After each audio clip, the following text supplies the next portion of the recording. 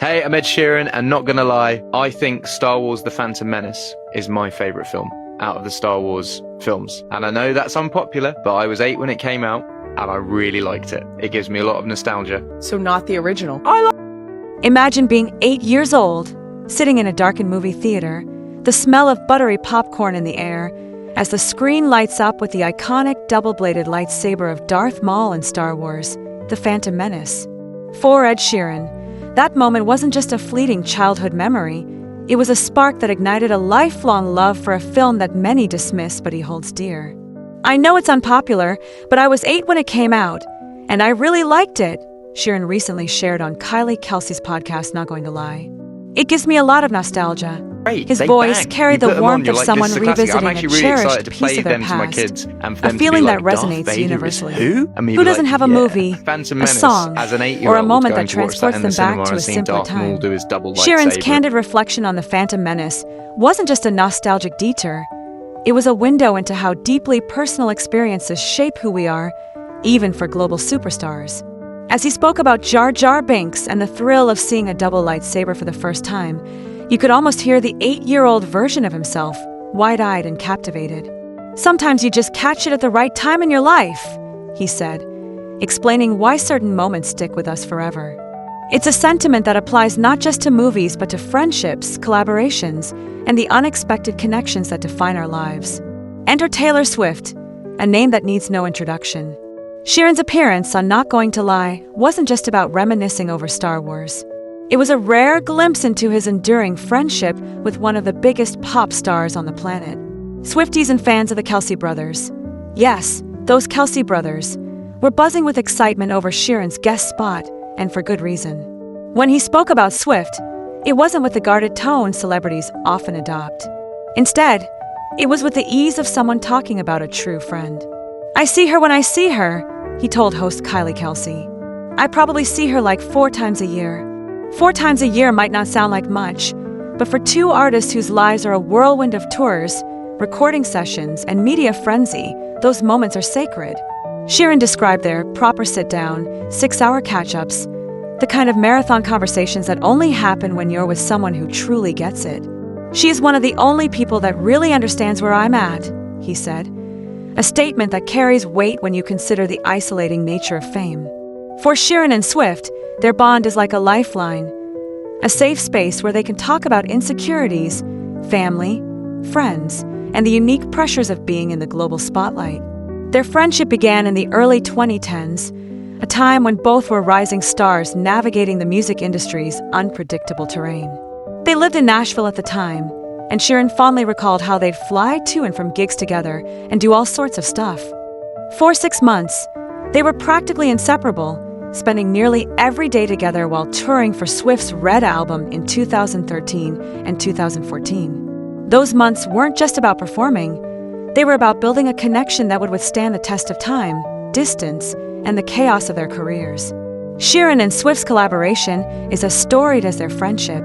From Everything Has Changed on Red to Endgame on Reputation, and later The Joker and the Queen and Run, their joint efforts have produced some of the most memorable tracks in pop music.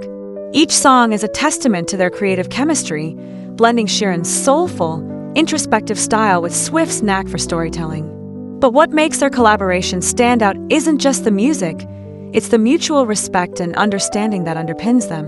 In a 2023 interview with Zane Lowe for Apple Music One, Sheeran described their connection as like therapy. You're actually talking to someone that truly gets it, he said. That is all the things that you feel and have insecurities about and how other people treat you or how your family treats you, how your friends treat you. It's a rare thing to find someone who operates in the same sphere of fame, as Sheeran put it, and it's clear that Swift is that person for him. Their conversations, which he described as long, are a space where they can unpack the complexities of their lives without judgment. Sheeran's nostalgia isn't limited to Star Wars. During the podcast, he also reflected on how revisiting old text messages for recent copyright infringement lawsuits brought back a flood of memories. Those texts, likely exchanged during late-night tour bus rides or quiet moments between shows, are a digital time capsule of his friendship with Swift. They're a reminder of how far they've come, from Nashville newcomers to global icons. It's a journey that's both inspiring and relatable. Who hasn't stumbled across an old photo or message that instantly transports them back? This sense of nostalgia ties back to Sheeran's love for the Phantom Menace. Just as those early cinema trips shaped his childhood, his time with Swift shaped his career. Both are examples of how certain moments, no matter how small they seem at the time, can leave an indelible mark. For Sheeran, it's not just about the blockbuster hits or sold-out stadiums, it's about the quiet, personal moments that ground him. Whether it's a double lightsaber igniting on screen or a 6-hour catch-up with a friend, these are the things that keep him connected to who he is. The podcast also touched on a lighter note, the idea of a cheat code for winning over a crowd. Sheeran recounted how bringing Eminem on stage in Detroit was the ultimate move, a guaranteed way to electrify the audience. When asked who the equivalent would be in Philadelphia, he didn't hesitate. "I think Taylor, just because she's home."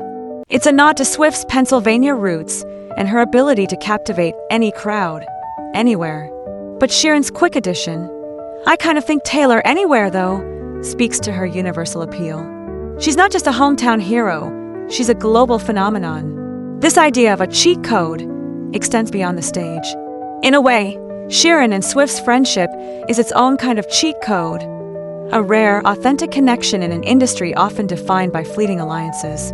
Their ability to stay grounded, to carve out time for each other despite their hectic lives, is a testament to the strength of their bond. It's something fans can't help but admire, especially Swifties, who see their idol not just as a superstar but as a loyal friend.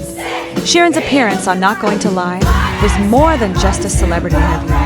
It was a celebration of the things that make us human: nostalgia, friendship, and the shared experiences that shape us. For fans of Sheeran and Swift, it was a chance to see two icons as real people, reminiscing about old times and finding comfort in each other's company. For the Kelce brothers fans, it was a fun crossover moment, blending the worlds of music and sports in a way that felt fresh and exciting.